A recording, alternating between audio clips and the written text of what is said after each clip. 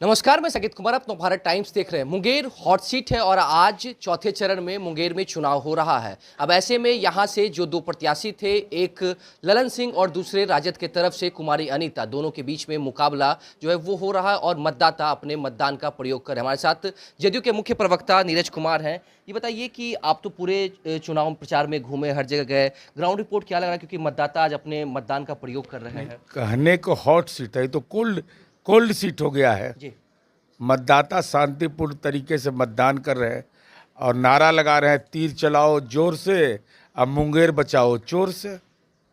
राजनीतिक चोर को खड़ा कर दिया है। जी अब ऐसे लोग राजनीति में अगर प्रवेश कर रहे हैं तो ये दुखद बात है ना।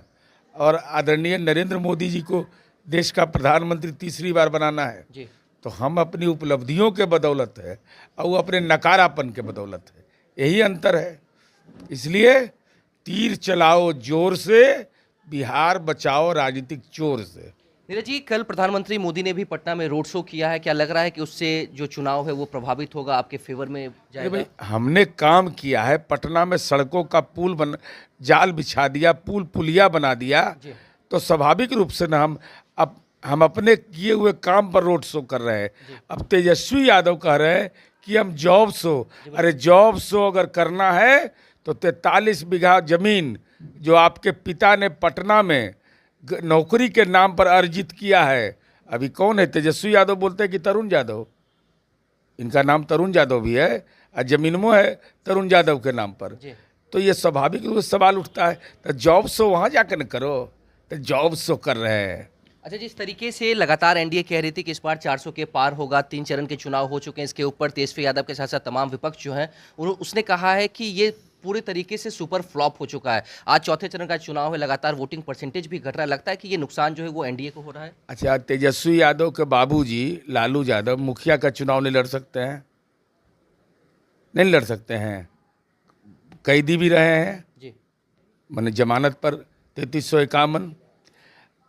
तेजस्वी यादव खुद 420 के आरोपी, अरविंद केजरीवाल जेल से बेल पर आए हैं। जी तो ये राजनीति का जो बारात सजा है 2024 का, तो इधर दूल्हे सब हलंत लगा हुआ है, तो छुतका ही दूल्हा सब है। तो इन लोगों को कौन देगा? भ्रष्टाचार का आरोप है, किसी पर उन्माद का आरोप है। तो ऐसे लोग जो भ्रष्टाचार के आरोपी हैं, हलंत लगा हुआ है राजनीति में, वैसे लोगों को जनता कहाँ पसंद करेगी?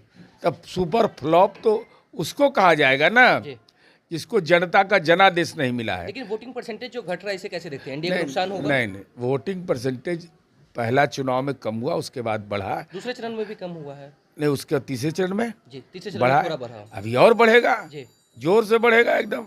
जी जिस तरीके से आपने कहा कि अरविंद केजरीवाल बेल पे आए, लेकिन अरविंद केजरीवाल ने ये भी कहा है कि अब आने वाले समय में तमाम जो विपक्षी नेता हैं, फिर वो चाहे अरविंद केजरीवाल खुद हो, उद्धव ठाकरे हो, ममता बनर्जी हो, तमाम विपक्षियों को एक बार फिर से जेल में डाला जाएगा।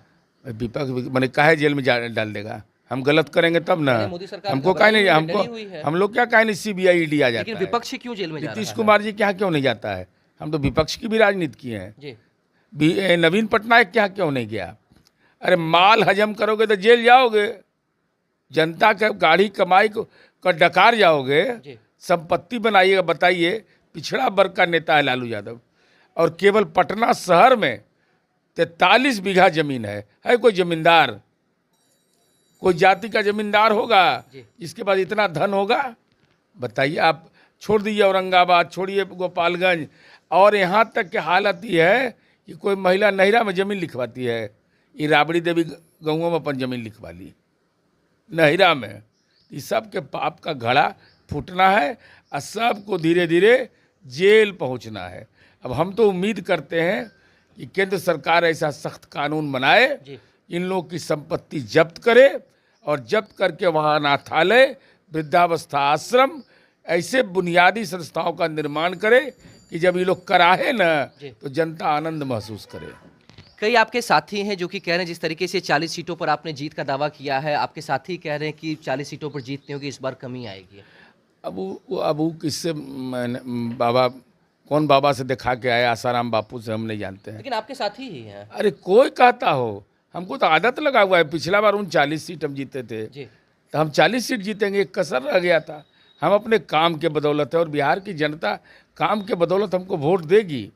अब तेजस्वी यादव को नज़र नहीं आता है तो देखे नहीं कमर में कोई तो स्पॉन्डिलाइटिस हो गया है और उसका असर कितना है कि हाथ ऐसे ऐसे करते रहता है, जैसे परकिंस हो गया है। परकिंस एक रोग होता है जिसमें हाथ थर थर थर थर थर थर करता है। तो हमको लगता है कि तेजस्वी यादव को मेडिकल सलाह तुरंत लेना चाहिए। कमर का जो रीढ़ है उसमें अगर चोट लगी है तो उसका असर हाथ पर भी जा रहा है। अगर हाथ पर जा रहा है तो ललटेन फुटिए गया और कांग्रेस का हाथ भी घायल हो गया। एक आखिरी सवाल रहेगा, ललन सिंह के खिलाफ जो चुनावी मैदान में राजद की तरफ से कुमारी अनीता जो प्रत्याशी हैं, ऐसा माना जा रहा था कि काफ़ी कमजोर समझ रहे, आपने कहा भी कि ये हॉट चुनाव नहीं, ये कूल चुनाव है, लेकिन उन्होंने भी रोड शो करके तमाम चीज़ों को गोलबंद करके पिछड़ा अति पिछड़ा का बात करके वो अपनी मजबूती दिखाया है। अरे कोई बोलने से होगा? मानिकपुर नरसंहार में कौन लोग मारे गए थे?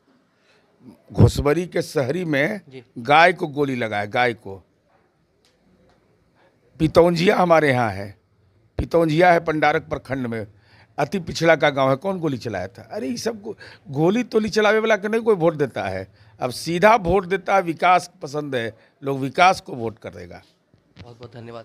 देखा आपने जिस तरीके से मुंगेर हॉट सीट है और आज चुनाव है, तमाम मतदाता जो है वो अपने मतदान का प्रयोग कर रहे हैं। ऐसे में साफ तौर से नीरज कुमार ने कहा है कि प्रधानमंत्री मोदी ने भी कल पटना में रोड शो किया, उन्होंने कहा कि इसका फायदा तो मिलेगा और हम कामकाज के नाम पर वोट मांग रहे हैं। जो विपक्ष है उनको किस तरीके से इन्होंने कहा वो आपने सुना। फिलहाल इस खबर में इतना ही। नवभारत टाइम्स के साथ साकिब कुमार।